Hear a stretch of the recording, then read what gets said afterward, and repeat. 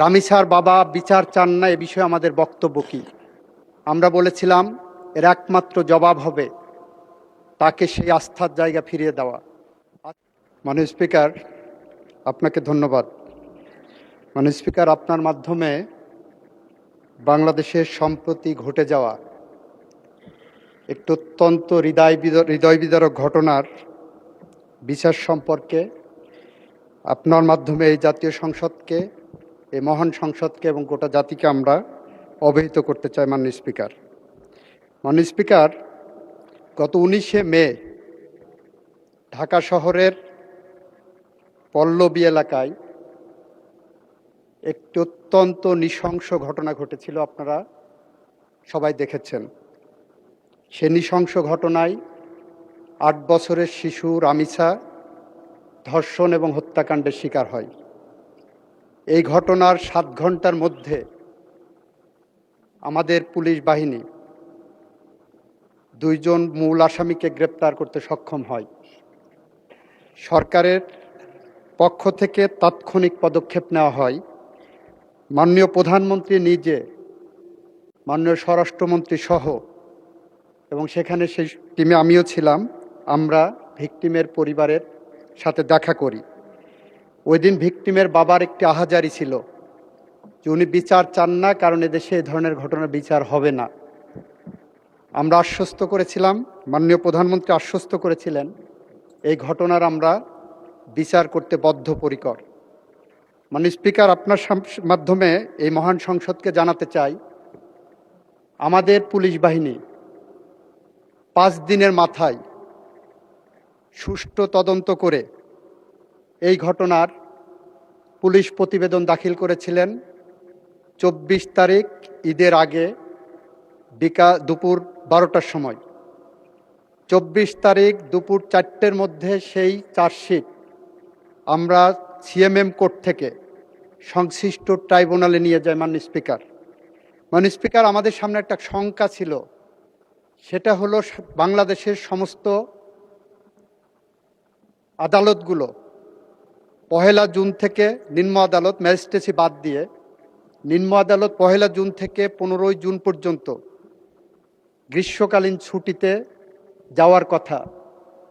আমাদের মাননীয় প্রধান বিচারপতিকে আমরা অনুরোধ করার পরে বাংলাদেশের সকল শিশুর প্রতি সহিংসতামূলক যে ট্রাইব্যুনালগুলো গঠন করা হয়েছে, আমরা গত সংসদে আইন পাশ করেছি, সেই ট্রাইব্যুনালগুলোকে আমরা ছুটির আওতা বহির্ভূত রাখতে সক্ষম হই।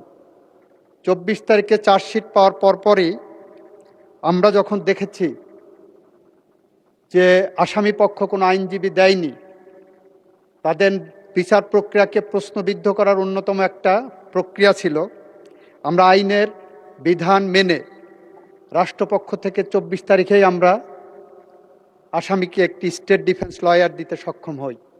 মাননীয় স্পিকার, 24 তারিখে ট্রাইব্যুনাল বসে 1 জুন, যেদিন প্রথম কোর্ট আদালত খুললেন রোজার ছুটির, ঈদের ছুটির পরে, 1 জুন চার্জ ফ্রেমিংয়ের জন্য রাখে। 1 জুন যথারীতি এই মামলার অভিযোগ গঠন করা হয়। 2 জুনে এই মামলার 16 জন সাক্ষীর সাক্ষ্য সমাপ্ত করা হয়, গ্রহণ করা হয়।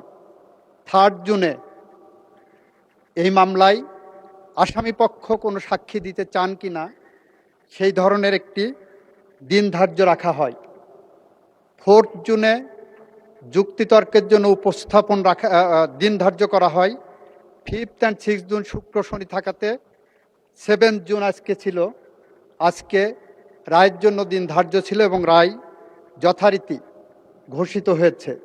আমরা রাষ্ট্রপক্ষ থেকে, প্রসিকিউশনের পক্ষ থেকে সমস্ত সাক্ষ্য সুবাদ উপস্থাপন পূর্বক যে রায় প্রত্যাশা করেছিলাম, যে রায় প্রস্তাব করেছিলাম, যে রায় আদালতের কাছে প্রার্থনা করেছিলাম, আদালত সমস্ত সাক্ষ্য প্রমাণ আলোচনা করে 41 ঘন্টা পর্যন্ত, 41 মিনিট শুধুমাত্র তার পর্যালোচনা এবং আদেশের পাঠটা ঘোষণা করেছেন।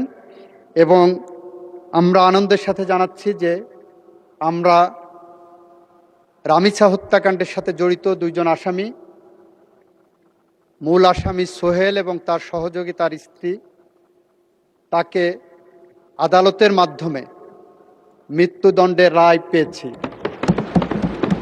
মাননীয় স্পিকার,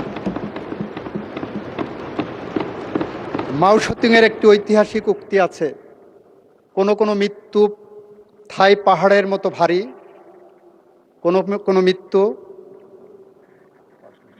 পাখির পালকের মতো হালকা।